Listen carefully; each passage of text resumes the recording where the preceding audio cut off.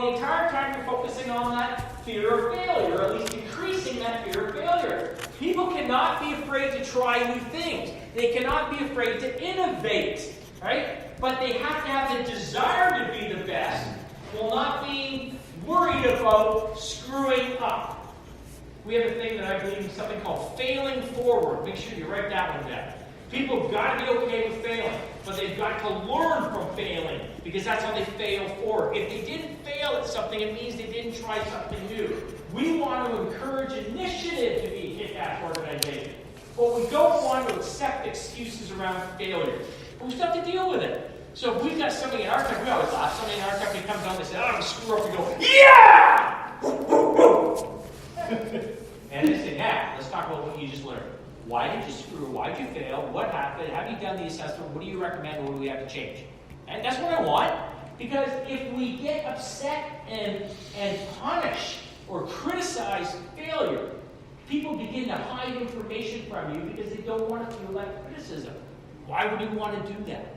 And so now we encourage failure, but with a discussion about how to change it. Now, don't get me wrong. If somebody fails at the same thing over and over again, they're not failing forward. Then we have the discipline. Then we have the conversation. Then you come into my office and have the meeting. That's all part of the process, and they know that. But I don't want anybody to be afraid to fail and talk about it. So that's how this begins to grow. So it says there are two basic motivating fears in human life, fear and love. If people are afraid, they close down. If they love, they open up. And they're beginning to say. So we look at kick-ass as saying, we build trust and we eliminate fear. And we have to work on both at the exact same time. We can't just focus on one, because one without the other is not going to work. Right? And it says, therefore, how do we begin to build that will to win, decrease that fear? Is recognizing and praising people. It's kind of that oxygen to the human spirit. We want to feel valued all the time. You know, I love this stuff. There's some great studies that are out there. They say recognition is proven to be one of the biggest motivators towards a kick-ass organization. And what it says is this, simply this. Here's the studies now. For every 1 minute that you spend recognizing or appreciating something, studies will now tell you that you get 100 minutes back in initiative.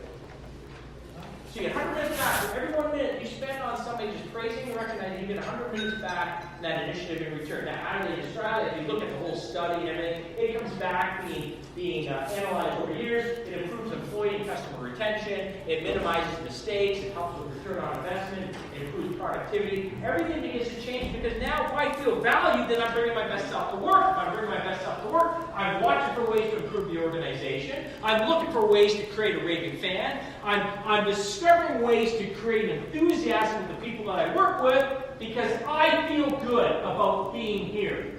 That is the essence of what a kick-ass organization is all about. And yet the same study shows that 2 out of 3 people don't even get the recognition over the last year. They just show up to work and everybody's so busy, nobody puts their head up long enough to say, hey, you know what? I really value you here. Thanks for bringing your best effort. Let me tell you why you make a difference with our organization. How hard is that? Yet I hear a million and one excuses. I love the excuse when I talk to managers. They say, well, we pay them. That's recognition enough. I said, oh, okay. Live with that one. And I hear it all the time. The easiest way to give recognition, because it's not a difficult concept, is first you got to look for it. Look for a reason. And look for specific behaviors that you want demonstrated in your culture. If you believe that one of the behaviors is for people to go above and beyond their job description to offer innovative solutions, then you look for opportunities inside of meetings for that to happen, and you capitalize on it right away. If you're looking for people to go out of their way to care for one another, then you look for reasons to do that, and you praise them for that. That's the first thing. You've got to be looking for it, because if you're not looking for it, there's no way you're going to find it. It's the way that the world works. Our brains are hardwired. If I'm looking to have a great day, I'll have a great day. If I'm looking to have a bad day, I'll look to have a bad day. Our brains go with the way that we think. So if I'm looking to capture people doing great things in teamwork, I will look for it, find it. But when I find it, it's my responsibility to stop and say something. In the moment, if I can. Describe it in detail. Be specific. You know, I hate attaboys. I hate them. I mean, it's nice, don't get me wrong. Hey, attaboy! Yeah, way to go! What does that mean? Right? It makes me feel good for a moment. Well, let me challenge you on this. If I were to say to you, attaboy, way to go. Great job. What behavior are you going to repeat for me tomorrow? Somebody says, hey, you're a great communicator. Tell me what you're going to repeat to me tomorrow, if that's the behavior that I want. In this model, you need to describe it specifically in what you're talking about. Hey, when you participated and shared that idea in the meeting, it generated great enthusiasm. That's what I'm looking for. See, that's very specific. That says to me, oh, I felt good. I didn't do that again. That's what I say. But you know what we all miss? Is the third step. The third step is the state. You know, we might even be good at telling them what they did, but if you want to put it on the line, tell them why they made a difference. Hey, when you shared that idea in the meeting, that brought a lot of enthusiasm around here. That's the thing that really keeps us on the competitive edge as an organization. Or here's how it helped the clients. Or here's how it helped the team, right? But when we close why they make a difference is where we begin to see real behavior repeated. And so we always say is don't always recognize just the end result. Recognize the time that they're putting into something. Recognize the energy that they put into it. Recognize the skill that they're using. Recognize the commitment that they're showing. Recognize the obstacle that they overcome. But look for things to recognize so that you see the repeat behavior. I love this. This is a real connection. Simple little model to be able to share. And I love this one. This is so easy to use all the time. What if we made it a habit of doing this? What if we went up to somebody, one a day, one person a day, right? Or if you're a smaller organization, maybe once a week, and walk up to somebody and say this, hey, you know what I respect most while working with you? Or what if you don't like the word respect, you know what I like most while working with you? Or what I admire while working with most about you? They say, this is what it is. And then the second part of that says, let me tell you why I feel that way. See, that makes it personal. That makes us vulnerable. I'm saying that I've really noticed it and I care. So let me tell you why I feel that way. And then we go to the other thing. And we talk about, and let me tell you why that makes a difference for us here. Let me tell you why you make a difference here. What if all we did is do one of those a day or one of those a week? Do you not think we would create the kind of environment that you want?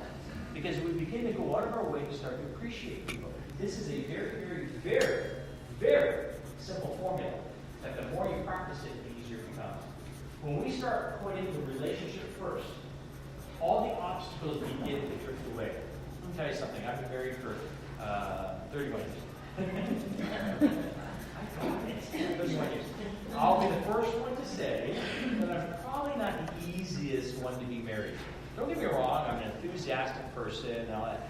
But it's hard for my wife because I'm away a lot. So when the kids were young, a lot fell on my wife.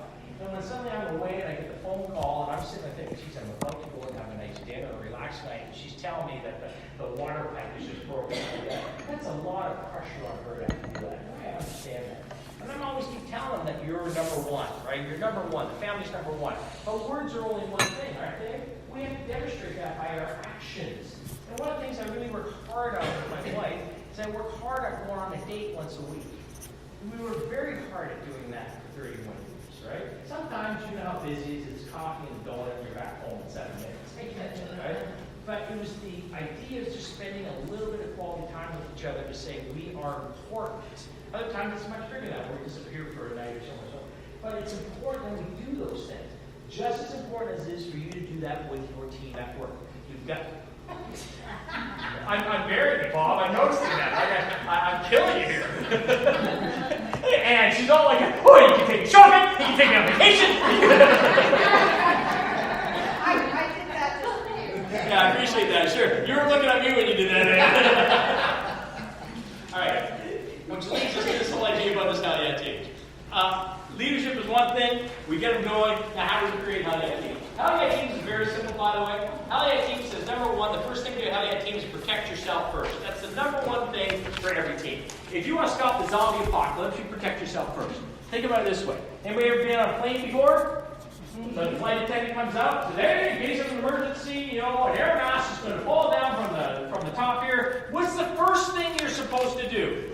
Put yours on first. Why?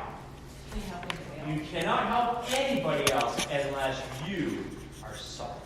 Got it? Don't lose sight of this.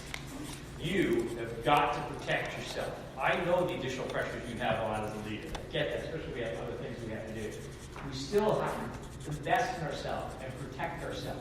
Because we cannot help a team be great if we're not feeling great. That's why the number one thing is protect yourself. Once you protect yourself, then you can care for other people. That's the same rule with any member of your team. We've got to feel good. How can I enjoy your successes if I don't feel successful? How can I enjoy watching you be happy if I'm not happy? Everything starts with me first, so I can spread it out from there, and then we reconnect to the civilization or to the mission, so to speak, or the mojo. So you can't demand the mojo if somebody doesn't feel valued, right? You can't demand greatness if they don't feel great. So we start off with that part. So we start off being the best you. And how do we say that being the best you is about capitalizing on this idea of emotional